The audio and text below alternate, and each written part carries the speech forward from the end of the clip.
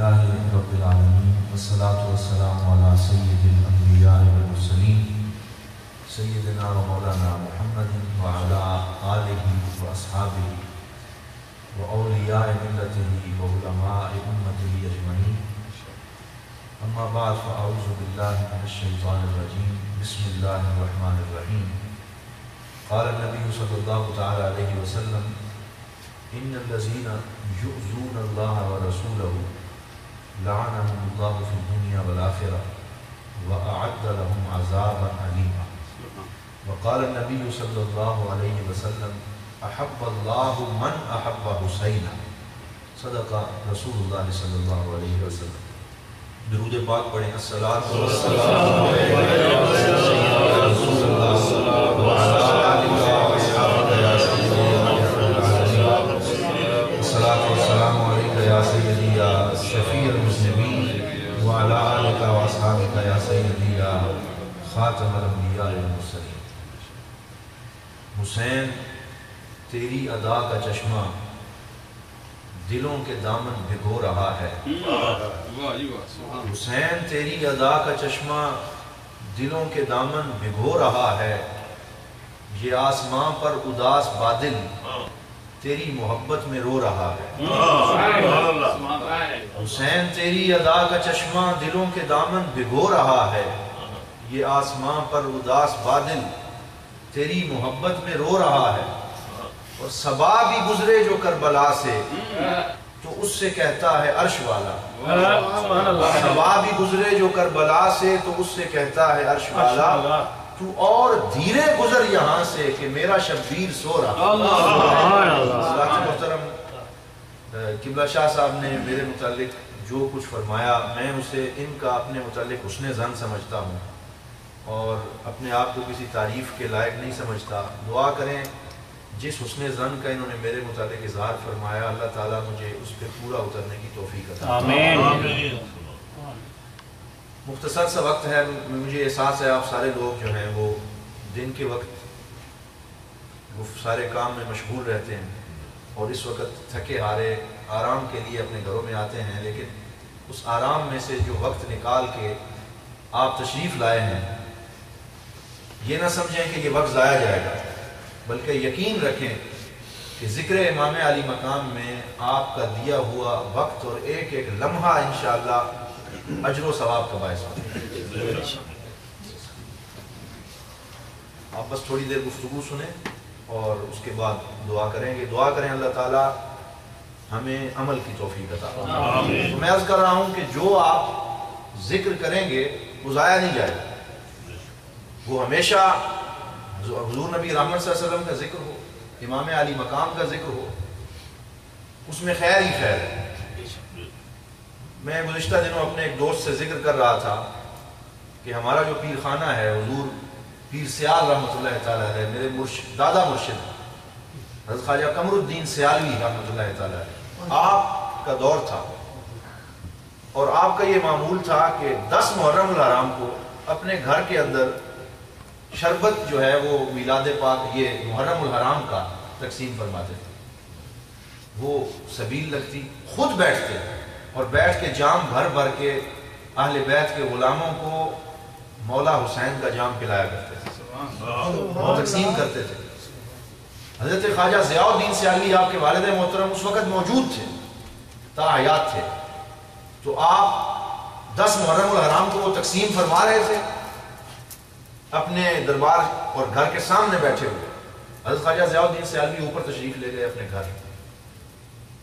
تھوڑی دیر اونگ آئی اور آرام فرمانے کے لیے لیٹے اور جب لیٹے تو مقدر جاگا اور مدینے کے تاجدار خواب میں تشریف لائے.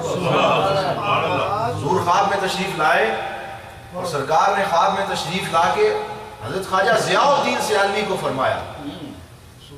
فرمایا کہ اے ضیاء الدین میں تجھے مبارک دینے آیا ہوں کہ تیرا بیٹا جو میرے نواسے حسین کی یاد میں ہر سال محفل کرتا ہے نا وہ محفل میری بارگاہ میں بھی قبول ہے میرے نواسے حسین کی بارگاہ میں بھی قبول ہے. اور ساتھ یہ فرمایا کہ جو شربت وہ تیار کرتا ہے نا میرے بیٹے کے حسین کی یاد میں مجھے وہ شربت بڑا اچھا لگتا ہے۔ حضرت خواجہ ضیاء الدین اٹھے اور خوشی سے دوڑتے ہوئے تشریف لے گئے۔ آپ کے بیٹے اس وقت وہ جام بھر بھر کے پلا رہے تھے۔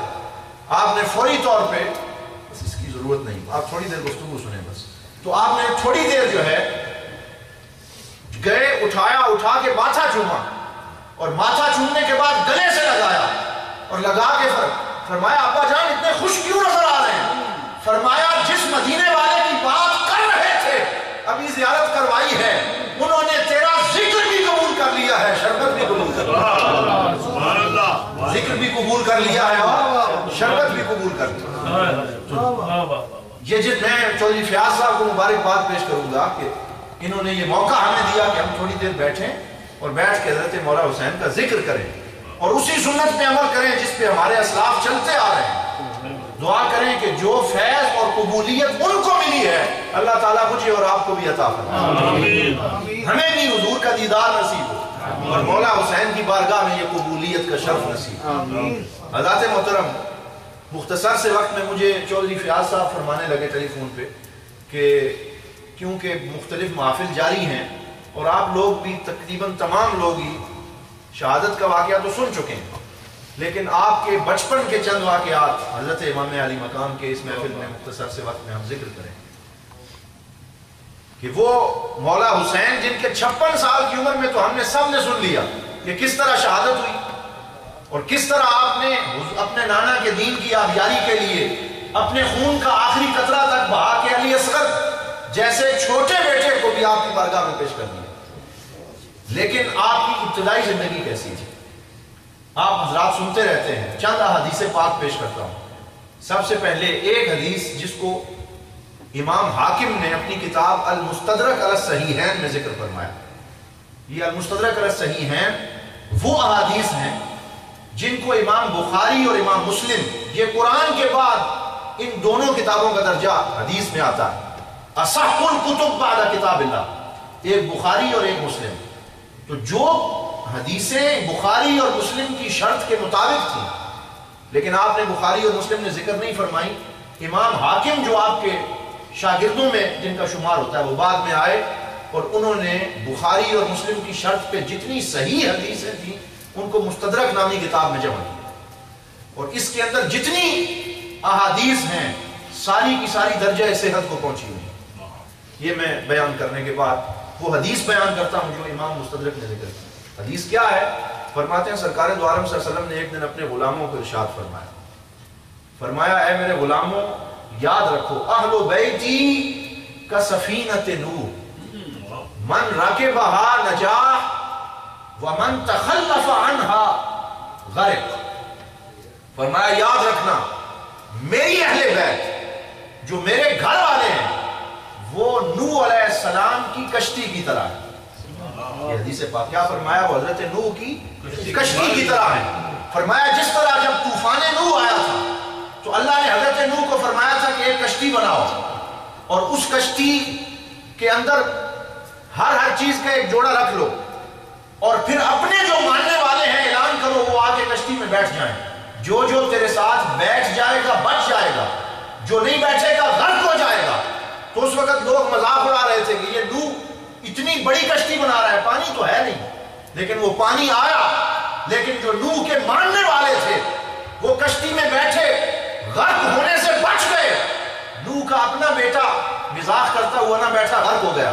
حضور نے فرمایا میرے غلاموں جس طرح نوح کی کشتی میں بیٹھنے والے غرق ہونے سے بچ گئے ہیں اسی طرح میری اہل بیت بھی اسی نوح کی کشتی کی طرح ہے، جو ان کے دامن سے وابستہ ہو جائے گا وہ دنیا میں بھی کامیاب ہے آخرت میں بھی کامیاب ہے۔ سبحان اللہ سبحان اللہ۔ جو ان کے دامن سے وابستہ ہے فرمایا من راکبہا نجا، جو سوار ہو جائے گا نجات پا جائے گا، ومن تخلف عنہا غرق، اور جو اہل بیت کی اس کشتی پہ سوار نہیں ہوگا دلیلیں ڈھونڈتا رہے گا، پھپتیاں کستا رہے گا، اہل بیت اطہار کی ذات میں نعوذ باللہ کیڑے نکالنے کی کوشش کرتا رہے گا، وہ غرق ہو جائے گا۔ جس طرح کہ شاہ صاحب نے شروع میں فرمایا ایک عجیب و غریب تحریک ہمارے ہاں چل چکی، ہمارے جو بزرگ ہیں جو اسلاف ہیں خاص طور پہ اہل بیت ان کی ذات میں تشکیک پیدا کرنے کی کوششیں ہو رہی ہیں، شک پیدا کرنے۔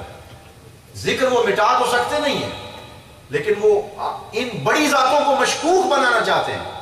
ابھی حال ہی میں کراچی سے ایک کتاب شائع ہوئی، آپ حیران ہوں گے، یوٹیوب اور فیس بک پہ آج کل اس کی تصویریں چل رہی۔ کتاب کا پتہ نام کیا ہے؟ ظالموں نے ایک ظالم میں اسے کہوں گا اٹھا اور اس نے کتاب لکھی سیدنا یزید رحمۃ اللہ تعالی علیہ، اور اس کے اندر منقبت یزید کی لکھ رہا ہے۔ میں نے شروع میں قرآن کی آیت پڑھی ہے، ان الذین یؤذون اللہ ورسولہ، یہ قرآن کہتا ہے جو اللہ اور اس کے رسول کو اذیت دیتے ہیں نا، فرمایا لعنہم اللہ فی الدنیا والآخرہ، اللہ تعالیٰ دنیا میں بھی ان پہ لعنت کرتا ہے اور آخرت میں بھی ان پہ لعنت کرتا ہے۔ وَأَعَدَّ لَهُمْ عَذَابًا عَلِيمًا، ان کے لیے دردناک عذاب تیار کر رکھا ہے۔ اب آپ مجھے یہ بتائیں کہ اس سے بڑی بھی حضور کو کوئی اذیت ہو سکتی ہے کہ وہ نواسا جس کو سرکار اپنی زبان چسائیں، وہ نواسا جس کو کندھے پہ بٹھائیں، وہ نواسا جس کو اپنی زلفیں تھما کے اس کی لگام جو ہے وہ بنائیں، وہ نواسا جس کو کہیں کہ یا اللہ میں اس سے پیار کرتا ہوں تو بھی اس سے پیار کر، وہ نواسا جس کے متعلق کہیں جو اس سے پیار کرے اللہ اس سے پیار کرتا ہے۔ آج کوئی اٹھے اور اس نواسے کے حلقوم پہ چھری پھیرنے والے کو سیدنا یزید کہے تو کیا ہم غلاموں کا خون نہیں کھولے گا؟ یہ بدبختیاں ہو رہی ہیں اور ہمارا یہ فرض بنتا ہے۔ میں اسی حوالے سے ایک بات کرنا چاہتا ہوں، حضور نے کیا فرمایا کہ سفینہ نوح کی طرح ہے میری آل بیت، جو سوار ہو گیا بچ گیا۔ تو یہ جتنے لوگ ہیں بدبخت ہیں اس اہل بیت کی اس عظیم کشتی پہ سوار ہونے سے پیچھے رہ رہے ہیں، لیکن امت کو گمراہ کرنے کی کوششیں ہو رہی ہیں۔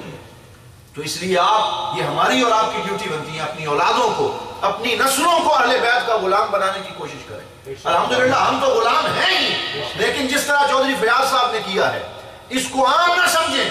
جو اپنے گھر کے اندر ذکر، بے شک آپ گھر والے سارے بیٹھ جائیں، کوئی سیرت کی کتاب اٹھا لیں اور اس میں سے امام علی مقام اور سادات کا ذکر پاک کریں، آپ دیکھیں گے گھر میں بھی برکتیں ہوں گی، رزق میں بھی برکتیں ہوں گی، کیونکہ جو اہل بیت کا ذکر کرتا ہے نجات پاتا ہے، جو پیچھے ہٹتا ہے وہ اس دنیا میں بھی ناکام ہے آخرت میں۔ میں ایک مثال دیتا ہوں، علامہ ارشد القادری نے اپنی کتاب زلف و زنجیر کے اندر اس روایت کو ذکر کیا، اور اس سے پہلے السوائق محرقہ میں بھی یہ روایت موجود ہے۔ کہتے ہیں بغداد کے اندر، یہ تو امام علی مقام کا ذکر تو بہت اونچی چیز ہے نا، سادات کا ایک چھوٹا سا بچہ بھی ہو نا، مجھے اپنے حضور ضیاء الامت رحمۃ اللہ تعالیٰ علیہ آپ کی سیرت یاد ہے۔ حافظ آباد تشریف لے گئے حضور ایک دفعہ، حافظ آباد سید شبیر حسین شاہ صاحب حافظ آبادی، ان کے گھر حضور ضیاء الامت تشریف لے گئے۔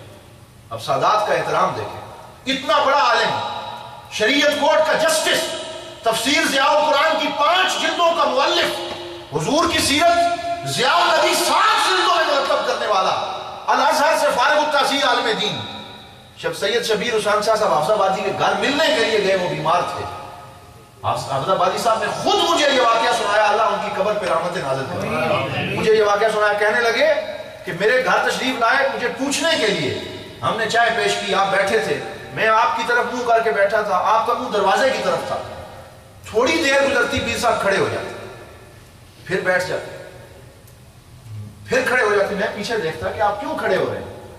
آخر میں نے پوچھ لیا کہ آپ بار بار کھڑے کیوں ہو رہے ہیں؟ فرمایا کہ آپ کی چھوٹی بیٹی شاہ صاحب سید زادی دروازے سے گزرتی ہے، اس کے احترام میں کھڑا ہو، سید زادی گزرتی ہے، چھوٹی سی بچی حافظ آبادی صاحب، وہ سید تھے، فرمایا اس کے احترام میں کھڑا ہوتا۔ تو جنہوں نے احترام کیا ہے انہی نے مقام پایا، جنہوں نے سادات کے ٹوڑے کھائے ہیں اور جنہوں نے سادات کے نام کو چوما ہے، اللہ نے انہی کے نام کو پھر ضیاء الامت بنایا۔ تو ارشد القادری صاحب لکھتے ہیں کہ حضور کی آل کے 2 بچے تھے، سرکار کی آل کے، اہل بیت کے 2 بچے اور ان کی والدہ تھی، خامد فوت ہو گیا، وہ جو بیوی تھی اس پہ مشکل وقت آ گیا، اہل بیت اطہار کی گھر کی عظیم خاتون تھی، لیکن گھر بھی نہ رہا، رزق بھی نہ رہا، تو مجبور ہو گئی۔ سرکار نے فرمایا کہ میری اہل بیت کے لیے صدقہ جائز نہیں، ان پہ صدقہ نہیں لگتا، نہ خود لیتے تھے، حتیٰ کہ حضرت امام حسین رضی اللہ تعالیٰ عنہ ایک دفعہ ایک کھجور جو ہے مسجد نبوی میں آئی اور سرکار نے صحابہ میں بانٹنے کے لیے کہا تو حضرت امام حسین نے اس کھجور کا تھوڑا سا ٹکڑا منہ میں ڈالا، سرکار دو عالم صلی اللہ علیہ وسلم نے انگلی ڈال کے نکال کے پھینک دیا، فرمایا میرے حسین یہ صدقہ میری آل کے لیے جائز نہیں۔ تربیت ایسے ہوئی ہے۔ تو وہ ماں جو ہے اپنے دونوں سید زادے ان بچوں کے ساتھ جب کچھ نہ رہا تو آخر ایک دن گھر بھی جب نہ رہا تو گھر سے باہر بغداد کی گلیوں میں نکلی نا، تو اب بیٹھ گئیں ایک گھر کے دروازے کے سامنے۔ وہ گھر بڑا امیر و کبیر کسی کا گھر تھا، مسلمان تھا، باہر نکلا نا تو اس نے کہا بھائی میرے گھر کے دروازے کے سامنے کیوں بیٹھے ہو، کون ہو، جس طرح لوگ کرتے ہیں۔ وہ کہنے لگی بھائی ہم مسافر ہیں، اگر جگہ نہیں دے سکتے یہاں شیلٹر تھوڑا دے دو تو ہم صبح چلے جائیں گے، ہم تیرے نبی کی آل سے ہیں، اس نے کہا تیرے نبی کی آل سے ہیں۔ اس بدبخت نے کہا بھائی یہ آج ہر بندہ ہی اپنے، جس طرح آج ہم کرتے ہیں، آج ہر بندہ ہی اپنے آپ کو سید بنائے ہوئے، تو تم کہتے ہو کہ نبی کی آل سے ہیں، یہ آل کدھر ہے، تمہارے پاس کوئی سرٹیفکیٹ ہے، دکھاؤ کہ اس پہ لکھا ہو کہ تم حضور کی آل سے، لکھاؤ کدھر لکھا ہوا ہے۔ انہوں نے کہا بھائی میرے پاس لکھا ہوا تو نہیں ہے، ہم سید اپنی سیادت کو لکھ کے پاس نہیں رکھتے کہ ہم سید ہیں، لیکن جو سید ہوتا ہے لکھنے کی ضرورت نہیں ہوتی، اس کے چہرے سے نظر آ جاتا ہے، سرکار دو عالم کا نور ٹپکتا ہے۔ ماننا ہے تو مان لو، اگر شیلٹر دینا چاہتے ہو دے دو، اگر نہیں دینا چاہتے تو ہم سے ڈگریاں نہ مانگو۔ خیر اس نے رحم نہ کیا، وہاں سے اٹھ گئے، تھوڑا سا آگے جا کے بیٹھے تو کسی عیسائی کا گھر تھا، علامہ ارشد القادری لکھتے ہیں وہ عیسائی گھر سے باہر نکلا، گھر سے باہر نکل کے اس نے پوچھا بی بی کون ہے، تو اس نے کہا کہ ہم حضور نبی رحمت صلی اللہ علیہ وسلم کی آل کے لوگ ہیں، خامد فوت ہو گیا، گھر نہیں ہے۔ وہ فوری طور پہ اپنی بیوی کو لایا، کہا کہ ان کو اندر لے آئیں۔ عیسائی ہو کے جگہ دی، کھانا دیا، احترام کیا۔ کہتے ہیں ادھر وہ عیسائی بھی رات کو سویا، ادھر وہ مسلمان بھی رات کو سویا، دونوں سوئے۔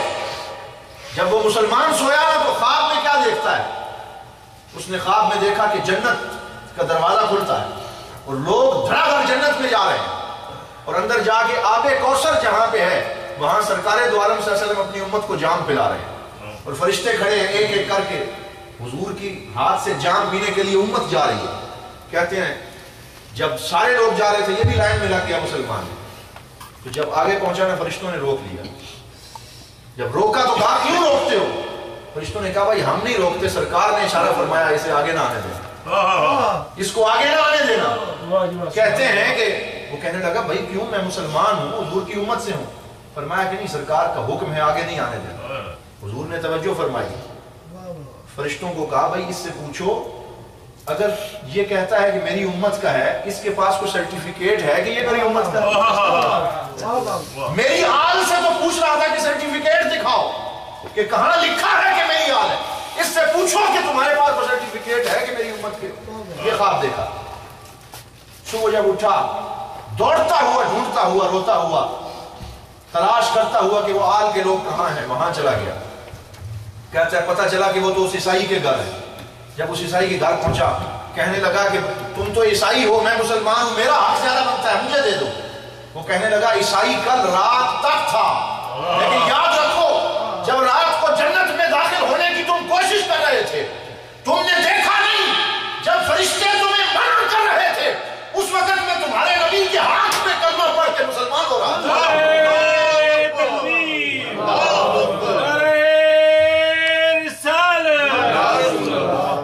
فرمایا کہ تم نے دیکھا نہیں، اس وقت سرکار نے میرے اوپر کرم فرمایا، فرمایا تو نے میری آل کا احترام کیا، میں محمد خود تمہیں کلمہ پڑھانے آیا۔ جو حضور کی آل کا احترام کرتے ہیں نا، اس دنیا میں ان کو کوئی تھوڑ ہے نہ آخرت میں تھوڑ ہے۔ تو کون امام حسین؟ حضرات محترم وہ مولا حسین جن کے متعلق آپ روایات سنتے رہتے ہیں، صرف 2 یا 3 روایات برکت کے لیے ذکر کر کے، کیونکہ ہم آپس میں بیٹھے ہیں اور مقصد یہ ہے کہ مولا امام حسین کا ذکر ہو جائے۔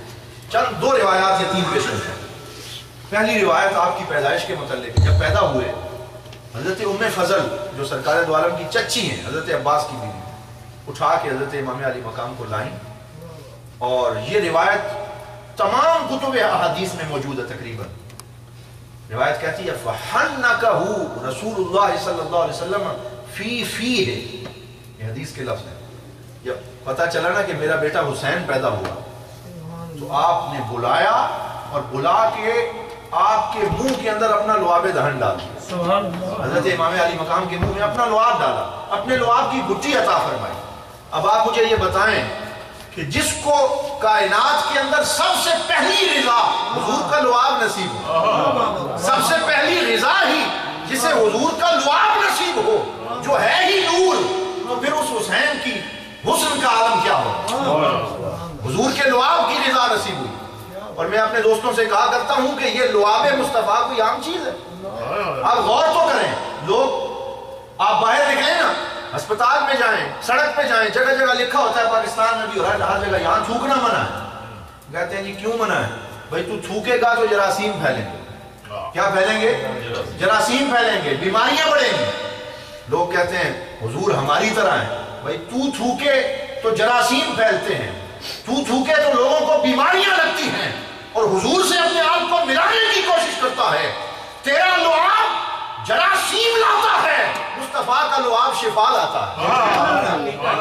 میرے نبی کا لعاب ہے, یہ وہ لعاب ہے حضرت صدیق اکبر کی غار ثور کے اندر. یاد کریں, سانپ نے ڈس لیا, اب وہاں پہ کوئی پین کلر موجود نہیں تھی, کوئی دوائی موجود نہیں تھی. اس وقت کوئی ایسی دوائی ایجاد نہیں ہوئی تھی جو سانپ کا اس طرح علاج کرے, اور وہ بھی غار ثور میں. حضور نے فرمایا پریشان کیوں ہوتے ہو, میرے ساتھ ہو. اپنا لعاب لگا کے جب ایڑی پہ لگایا, حضرت صدیق اکبر کہتے ہیں زہر کا اثر کافور ہو گیا.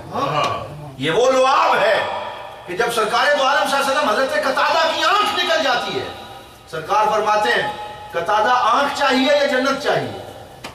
کیا فرمایا؟ جنگ بدر کے اندر آنکھ چاہیے یا جنت چاہیے؟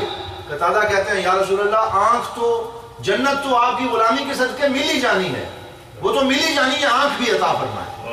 یہی لعاب قتادہ کی آنکھ میں لگتا ہے, آنکھ کی بینائی واپس آ جاتی ہے. یہ وہی لعاب ہے. مدینے کے اندر مسجد قباء سے مدینہ جاتے ہوئے راستے میں وہ کنواں موجود ہے, کنویں کا پانی کڑوا ہے. سرکار دو عالم صلی اللہ علیہ وسلم اپنا لعاب اس کنویں میں ڈالتے ہیں, پانی میٹھا ہو جاتا ہے. یہ وہی لعاب ہے حضور نبی رحمت صلی اللہ علیہ وسلم کا. حضرت علی کی آنکھوں میں بیماری آ جاتی ہے, آشوب چشم. جب خیبر فتح کرنے بھیجا, فرمایا کل میں جھنڈا اسے دوں گا اللہ جس سے پیار کرتا ہے اور جو اللہ سے پیار کرتا ہے. سارے صحابہ انتظار کر رہے تھے.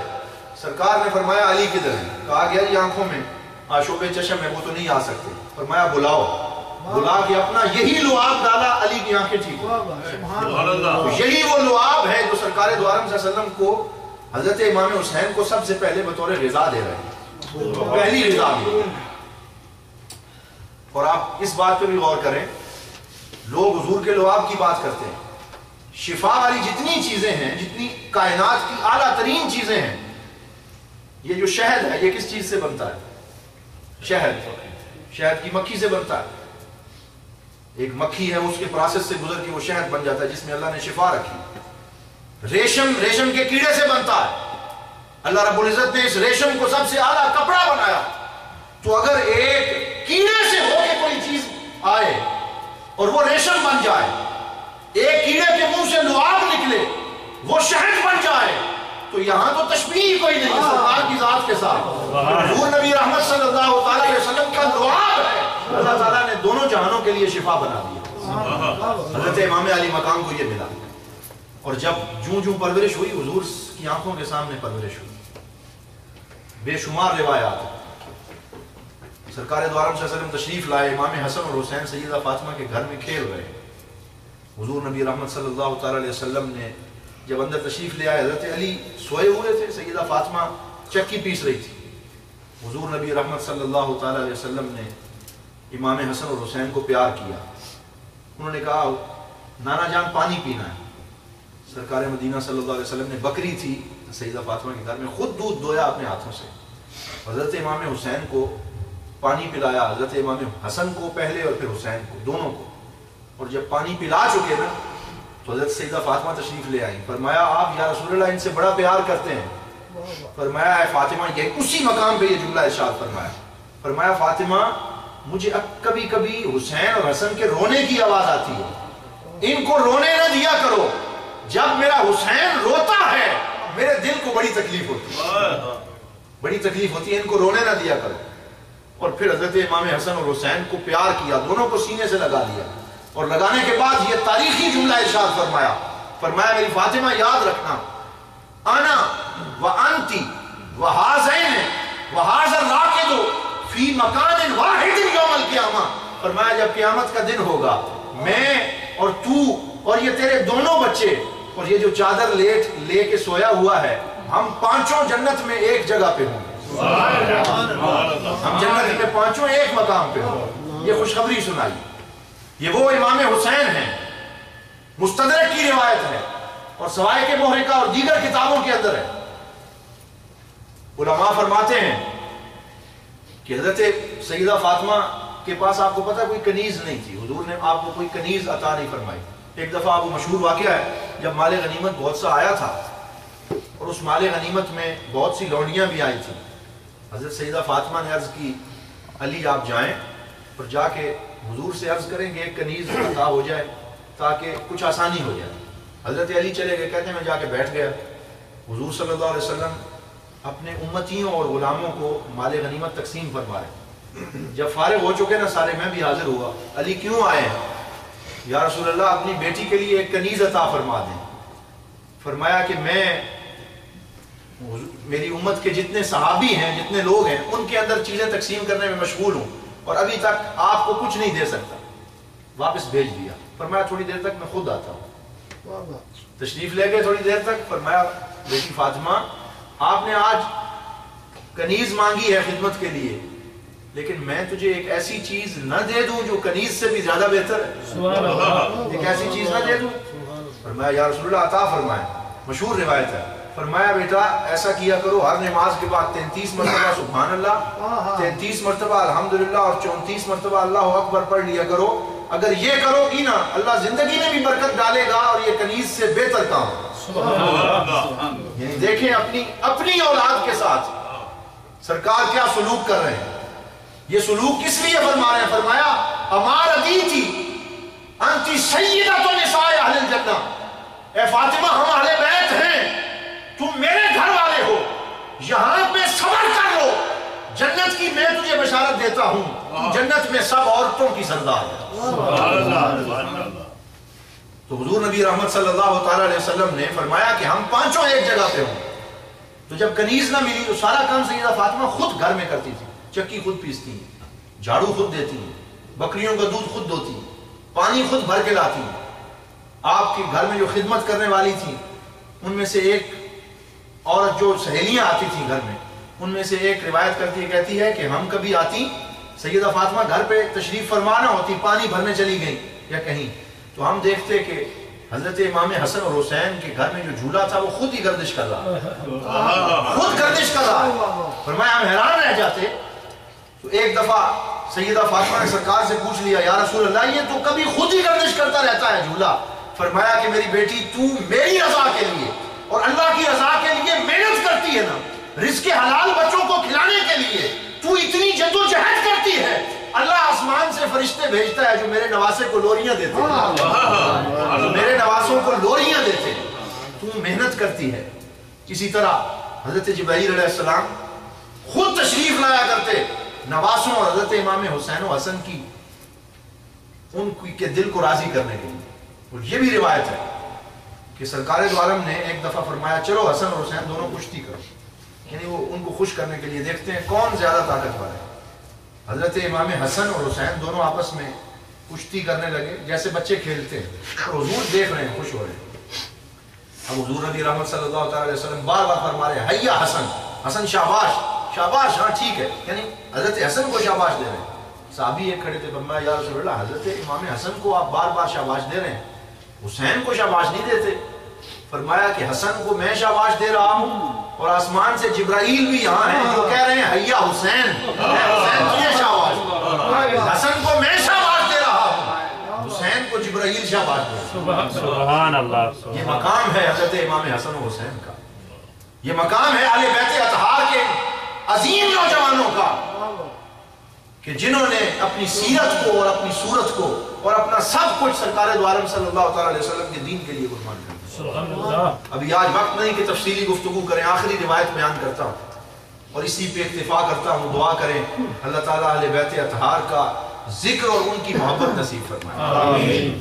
لیکن یہ بات یاد رکھیں یہ جو آج کل ہمارے ہاں سلسلہ چل نکلا ہے نا کہ ایک گروپ نے اہل بیت کا جھنڈا اٹھا لیا اور ایک نے صحابہ کا، اپنی اولاد کو یہ خمیر میں ڈال دیں، یہ بات ان کو یاد کروا دیں کہ ہم صحابہ کے بھی غلام ہیں، اہل بیت کے بھی غلام ہیں، کیونکہ حضرت امام حسن نے ہمیں درس ہی یہ دیا، حضرت امام حسین نے درس ہی یہ دیا، یہ درس دیا۔